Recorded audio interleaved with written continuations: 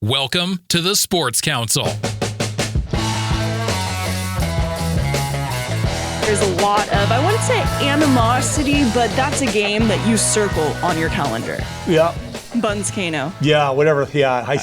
There is a urban myth that saying was born in this classroom, and that kids in this classroom were selling those T-shirts out of their trunk of their car. The council is now in session. With a personality shaped by being an athlete and a background in mainstream sports media, I found that the stories I was most interested in telling were the ones often overlooked, the ones that might not otherwise be told, the ones that show the intangible and not just the highlight reel. The Sports Council is about highlighting the great, the good, the unique, and everything in between in the Pacific Northwest sports world. I'm Jamie Council. Thanks for joining me. You're listening to the Sports Council on 1340 ESPN, the Tri-Cities leader in sports.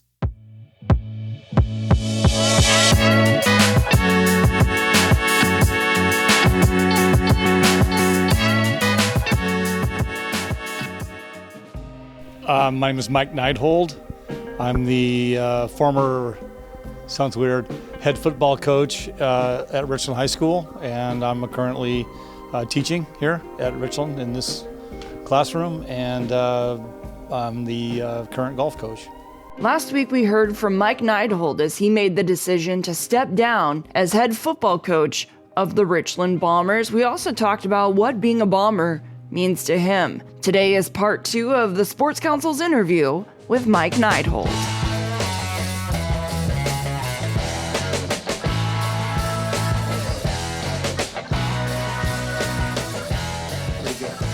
Yeah. It's really good. I love the student sections. You know, Richland, obviously one of the best. Yeah. And talked about it a little earlier. You're retired, you can spill all the tea. But with that being said, you obviously have great relationships with the coaches in the MCC. That's apparent, but it's always fun, the Kamayakin game. Just talk about the relationship. We'll focus on that one right now because that's in recent years. Kamayakin, Richland, Bigland's been there for a while. So what's that like as a head coach? Because there's a lot of, I wouldn't say animosity, but that's a game that you circle on your calendar. Yeah, well, we just play whoever shows up on Friday night, you know. So, but we also know that the Richland Kamayakin game is a big deal. It's a big deal in basketball. It's a big deal in baseball, and I always go back to the student sections because they absolutely hate each other, which is great, in a good way, you know. And so it's always a big game. It's always a huge. Buns Kano. Yeah, whatever. Yeah, something like that. There is a urban myth that saying was born in this classroom, and that kids in this classroom were selling those T-shirts out of their trunk of their car during this class. And I had to stay out of it, but I do know I was asked by our administration when it first came out if I could make it go away. And I said, I don't know what this is. This isn't anything I've come up with. This has got nothing to do with us winning games, so I can't help you. And I don't know that they were very happy with me, but I didn't do anything to stop it because I didn't know what it is. That's not my thing, you know. Pleading the fifth is sometimes the best case. Or what's a denial by, I don't know, there's a name for it, you know. If you don't know, you don't know. Yeah. So I didn't know, so I just let it go, you know. But I know that when we win, it's fun to walk across and look at Biggs and say, we won, you know. And I know that he does it with me, you know. I can tell you that we have a very healthy rivalry, and it's all, there ain't no talking during the week, you know, because I don't want to say they suck because they do, you know. and he doesn't want to say, yeah, Richland sucks and I know we're going to win because they think they're going to win, you know. But I've always appreciated the after games. It's been very beyond cordial, you know. It's been very, very great. Lots of hugs and good jobs, and it's been authentic and real. And I've always appreciated that with Scott and Woodsy and all the boys over there on the Kamayakin side. They've been very good to me. That we like last June at football camp, we had a coaches meeting in the morning, and I was always down there with the Kamaikan guys, sitting there having a coffee, waiting to start, and they were always, with me and never let me sit by myself. And I just appreciate those, kind little gestures, and so, and that's morphed into some friendships, and I'll see those guys at golf and on the golf course and whatnot. It's always a great reunion. And, I'm kind of looking forward to golf season here and to see Woodsy and Rebolt, from Southridge and all that. And we all met playing football, coaching football. And it's always a nice reunion when we can get, back together. Yeah, that's one thing I really appreciate about the Tri-Cities is I can just tell, obviously everybody wants to win. If you're not trying to win, you shouldn't be coaching. Nope.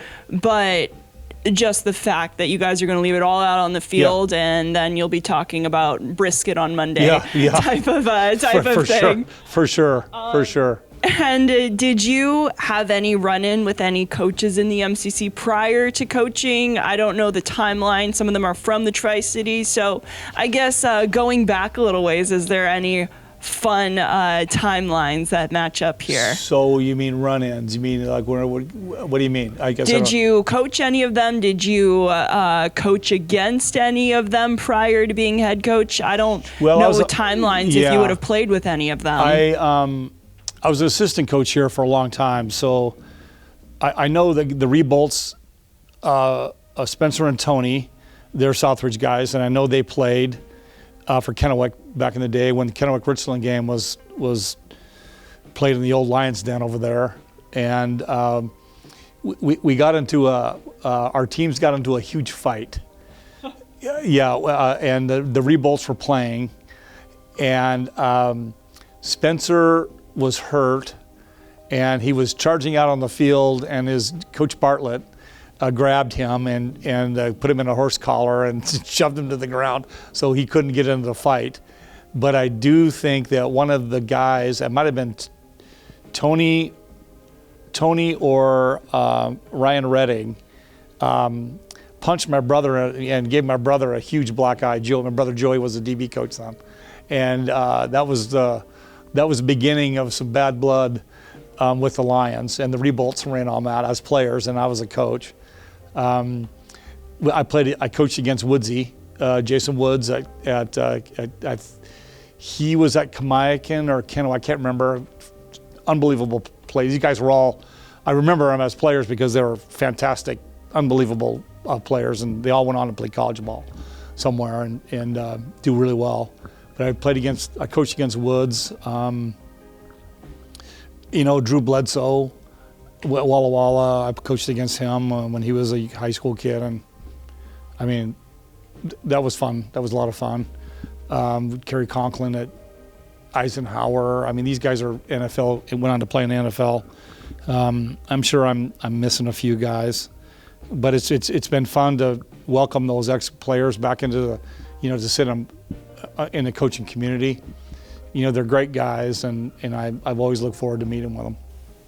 Yeah. No bad blood with Kennewick now? No. Maybe just a little bit? Well, I told my dad one time that I never carry a grudge, and he just laughed at me because he says, "You're dumb," and so I just remember 63-17 game, my first year coaching against Kennewick. So maybe Kennewick. Pasco, I got bad blood with Pasco, bad blood with Kennewick. Throw Kamaikan in there too. You're retired, but they can't hold it against you now. It's not bad blood. I remember those games where it means a little bit something extra to get that dub. Yeah. It's been fun though. Randy's done such a good job rebuilding those guys over there, and I just really think he's doing a good job. And Big has got Kamaikan going, and Matt's working hard over there at Southridge. So there you go, and trying to get that program back on its feet. And we need Pasco to catch up to everybody, and we need somebody out of Hanford to get it going, because our league needs the stronger our league is, the better it is for everybody. Kamaikan's going to roll. The Bombers will still be good, and to get somebody in here to do a good job. Chiawana's going to be great with Scott and his crew. Randy's doing great at Kennewick, and we have a new guy, Walla Walla, coming in. Yeah. Got a new guy at Hanford coming in, and we have probably and us having a new guy come in. So I think our league's gonna be stay strong. Yeah, I saw that Walla Walla is getting a new coach. Have they announced that coach yet? I have no idea. Okay, Yeah, I don't haven't know. heard the announcement Yeah. of who it will be. Yeah. And then with the open coaching position here, do you have a hand in that, or talk about the process of selecting the next head coach for Bomber football? Well, I have no say, on purpose. I don't want any Deniability. Yeah, that's what it was. Deniability. Yeah, I don't want that decision. I on purpose in the last couple of years, because I knew that my time was, come to an end. You have to know that as a coach, or you stay too long. I didn't want to be that guy, and so I gave some duties to some of my assistants that they could say they did, so that when it was their turn to be a head coach, if they wanted to, they could have a good resume to sit in an interview and say, I've done this, I've done this, I've done this, and prove that they did it. Here's my practice plan. Here's my scripts for the practice. Here's a travel itinerary I put together. All the things you got to do for high school football. And so I have some guys on staff that are, I think, well equipped to apply for the job.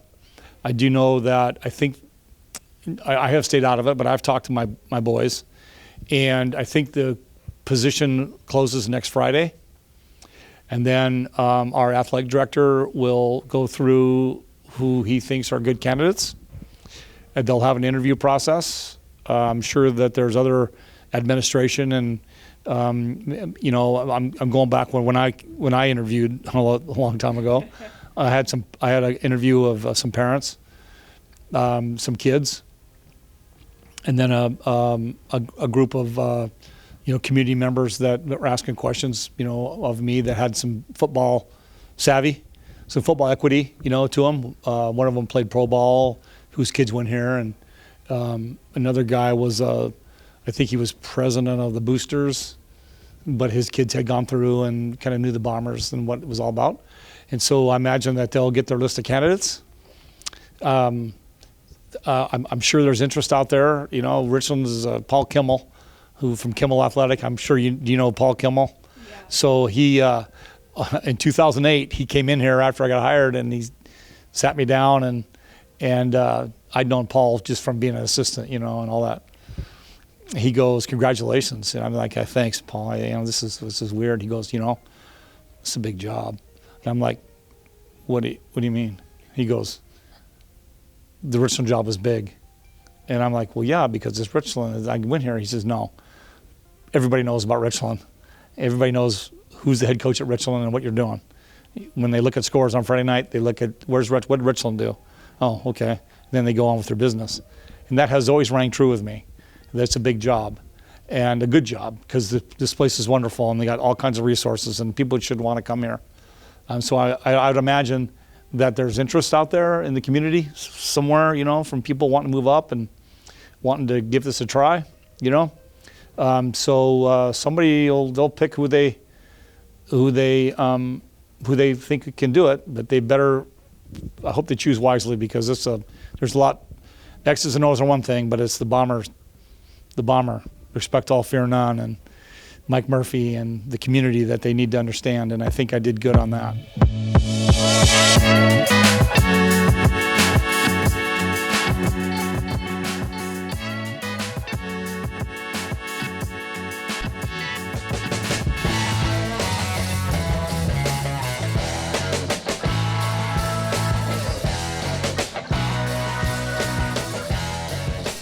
And laid the groundwork that understanding that is important for whoever steps into that role. Yeah. And what would you say was the most challenging part in your 16 years as head coach? Without a doubt, finding the right assistant coaches and getting that good mix of assistants that love each other and they all, rowing the boat in the same direction, and they all have their oar in the water, and being all, those sayings you see, but it's true. And I was lucky, and in the first couple of years that I got hired, I found a bunch of guys, the guy in Prosser fired all my boys, and they ended up in my lap. And so we started Tom Moore and Gels and Zuni and Tyler, those guys that the Prosser coach didn't want. Well, they came to here, and look what we did. I know. I remember talking to your coaching staff, and they're like, Prosser. Yeah. I'm like, okay, I'm seeing a sign. They weren't good enough for the guy at Prosser, but worked out good for Richland. They were certainly good enough for Richland. So, and I stand on the record and what we were able to create, versus what that guy did. So. There you go. There you go. There's the shade. There's the tea. Yeah, there you go, buddy. How'd it work out for you, So. And now looking forward, you are done coaching, but you're still teaching and plan on being the golf coach. Yep. Continue like my golf program. We have a really, we've kind of done the same thing with our golf team. I have a cool thing going on with my son helps me coach. So my son Kent is assistant coach, and he does a great job. He should be the head coach, and I should be the gopher, because he's really good at it. He's just a golf nerd. He gets it. He loves being on the golf course with the boys, and he's just really good at it. Is where I'm more of a sit back and watch him. He wants to walk 18 holes and get in there and be with them and do all this stuff, and he does great. So I'll continue to do that with him. That's pretty special. We always thought we'd have a football team, instead we have a golf team, which is awesome. And so I'll continue to do that. And I'd like to teach. I'd like to see what this classroom can do without the distraction of a football season. I've never done that. I've never had in all my teaching life, I've always had a football season to do while I start the school year. And it's always been a huge, I'm working, 2 40-hour-week jobs at the same time, and it's almost too much. So I'd like to see how that goes, and then we'll see. Some of it depends on, my wife Tony. She has a huge part in this too. And I don't know that she's ready to retire, but we'd certainly like to, spend at least the fall taking trips and doing stuff together that we couldn't do before. Go to the Husky game. Go watch the Cougars, drive down and see the Beavers. What's a fall? Yeah, it's football season. Let's go find a game, and take a long weekend. We can do those kinds of things, and we're looking forward to that. Plus watching the Bombers, when be a fan. Yes, I'll watch from the track and not from the sidelines, and root those guys on. Who's ever going to do it, you got my support, and I'll always be a Bomber. I'll always cherish my time here as a player. I always remember the things that Coach Rich taught me, and my interactions with him and Coach Covington and Lonnie. And I hope that I was able to pay it back with my service here with the boys in the last 16 years as a head coach, for sure. And I just feel extremely lucky and blessed, and I walk away from this with a full heart, and knowing that I'm very, very lucky. Well, congratulations. Thank you. On a great career. Thank you. It's been fun.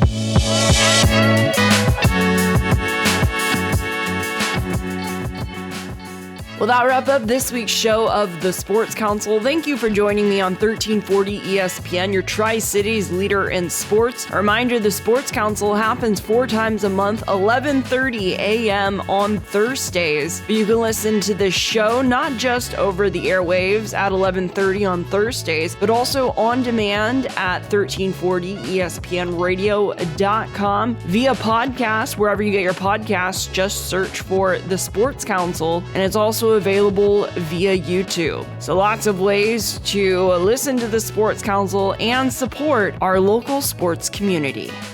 Merry Christmas from the Sports Council. The Tri-Cities sports community has given me much more than I could ever give back to them, and very thankful And I hope everybody that listens to the show, supports the show, whatever it may be, has a wonderful Christmas. Until next time, I'm Jamie Council.